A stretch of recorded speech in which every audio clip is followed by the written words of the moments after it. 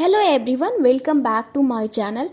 I am back with a new video. Today I am going to discuss a very important topic. So make sure you watch till the end. आज आप लोगों के साथ मैं discuss कर रही हूँ part 2 of Indian constitution citizenship नागरिकता। देखिए नागरिकता क्या है कि नागरिकता राज्य और व्यक्ति के बीच में एक राजनीतिक संबंध को दर्शाती है, एक कानूनी संबंध को दर्शाती है। और नागरिकता प्राप्त करने के जो प्रमुख दो सिद्धांत है, एक है जस सोली और दूसरा जस सैंगविनिस।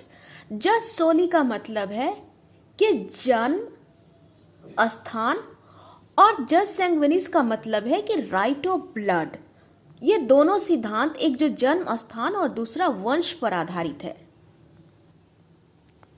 जस सोली सिद्धांत के अनुसार किसी देश में जन्म लेने से आपको नागरिकता प्राप्त हो जाती है, और जस सैंगविनिस इस सिद्धांत पे आधारित है कि आपके माता पिता की नागरिकता क्या है, इस आधार पे आपकी भी नागरिकता निर्धारित होगी।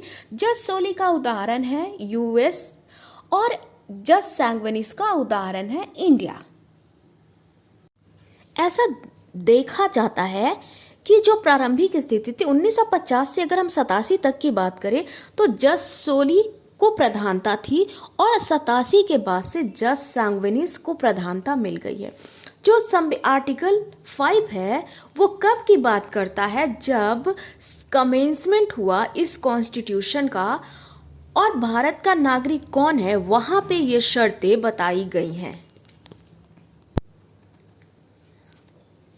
अनुच्छेद 5 के अनुसार संविधान के प्रारंभ में प्रत्येक व्यक्ति जिसका निवास स्थान भारत के भूभाग में है और जो भारत के भूभाग में पैदा हुआ हो, या जिनके माता पिता में से कोई एक भारत के भूभाग में पैदा हुआ हो, या जो ऐसे प्रारंभ होने से ठीक पहले कम से कम 5 वर्षों तक भारत के क्षेत्र में सामान्यतः निवासी रहा हो, वह भारत का नागरिक होगा।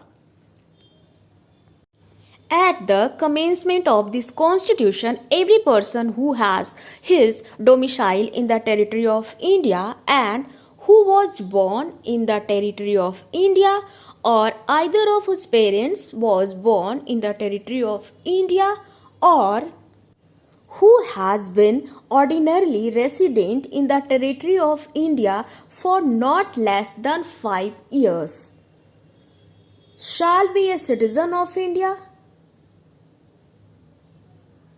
At the